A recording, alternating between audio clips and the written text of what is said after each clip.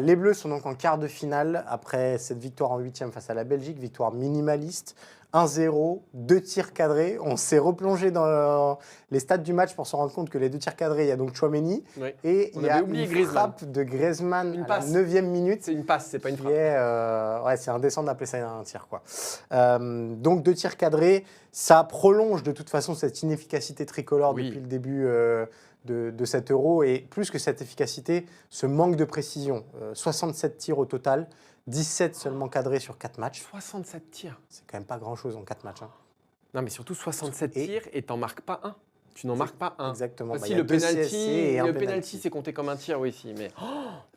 On va se demander donc une question, on va se poser plutôt une question, Martin. Est-ce que les Bleus peuvent vraiment faire mieux ?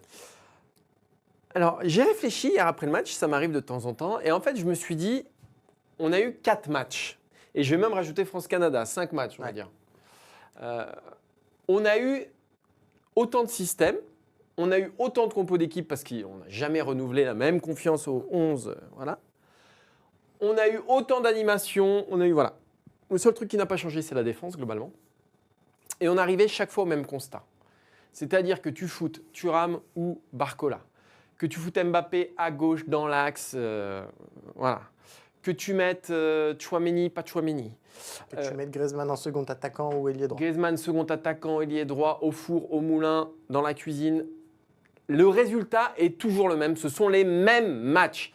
Donc, la conclusion à laquelle j'en suis venu, c'est que finalement, il ne faut pas s'attendre à... Il ne faut pas projeter ce qu'on veut sur cette équipe de France, parce qu'on se dit... Il y a Mbappé, Griezmann, souvenez-vous, le Qatar, c'était incroyable. Chouameni, son jeu long, c'est magnifique. Il ne faut pas se projeter comme ça. Il faut juste se dire que, en fonction de l'état de forme de chacun sur ce mois, en fonction de ce que veut aussi Didier Deschamps, parce qu'il est responsable de ça aussi, voilà ce qu'on aura. Et il faut juste arrêter de se demander ce qu'ils vont devenir et constater ce qu'ils sont. Cette équipe de France était, est et sera ce qu'elle nous propose depuis le début du tournoi. Les huitièmes n'ont rien changé. On nous a vendu un changement de compétition. Là, il y a quelque chose d'autre qui va arriver. Non.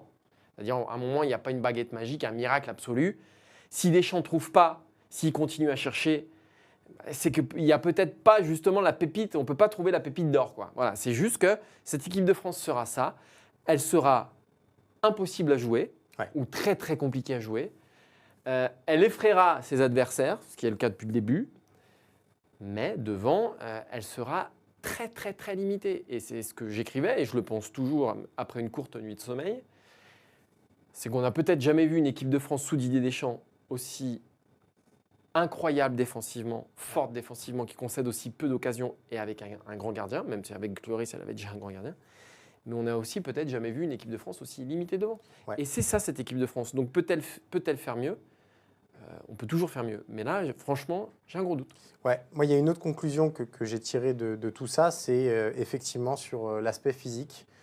C'est une équipe qui est cramoisie au moment d'attaquer. C'est-à-dire que c'est des joueurs qui, s'ils ont quelque chose à donner, ils se dépouilleront pour le donner en défense, pour aller au mastic, pour aller au combat. Et c'est ce qui est ressorti de toutes les confs hier. Mais le fil rouge pour moi de ces 4 matchs, c'est que devant, c'est pas mordant. Devant, il n'y a pas de vie. Il n'y a pas beaucoup d'accélération, il n'y a pas beaucoup de changement de rythme, et que finalement, ça dépasse aussi le casting. Je mettrais peut-être Barcola un petit peu à part, parce que lui, il a été mis face à la Pologne pour apporter ça, il a un petit peu réussi, mais là encore, c'est aussi les déclats de Fofana quand il parle du coaching, où il dit « je ne vais pas aller tout seul à l'abordage quand je rentre si les autres ne me suivent pas ». Il manque un jump, j'ai envie de dire, à cette équipe qui est flagrant, qui est incarné par Antoine Griezmann, qui n'est pas le même Antoine Griezmann, qui n'est pas aussi virevoltant et qui n'a pas le même volume de jeu que d'habitude, par un Kylian Mbappé qui, mine de rien, fait un petit peu moins de différence, par un Marcus Thuram qui, si on regarde son match, son 8e de finale face à la Belgique, ne prend presque jamais la profondeur. Kolo Muani, sur un appel, réussit à faire plus d'appels en profondeur que Marcus Thuram sur une heure.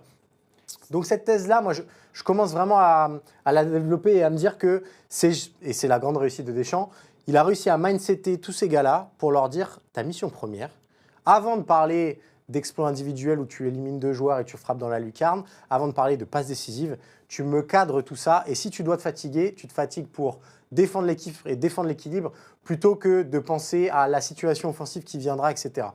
Et, peut-elle faire mieux? On va revenir là-dessus. Il y a quand même un monde qui peut exister où les Bleus ont un tout petit peu plus de précision, même en étant aussi minimaliste. Ah oui. Même si on l'a dit, les situations ne sont pas éclatantes, mais peut-être que Tchouaméni, hier, il peut encadrer 2 au lieu d'encadrer qu'une seule.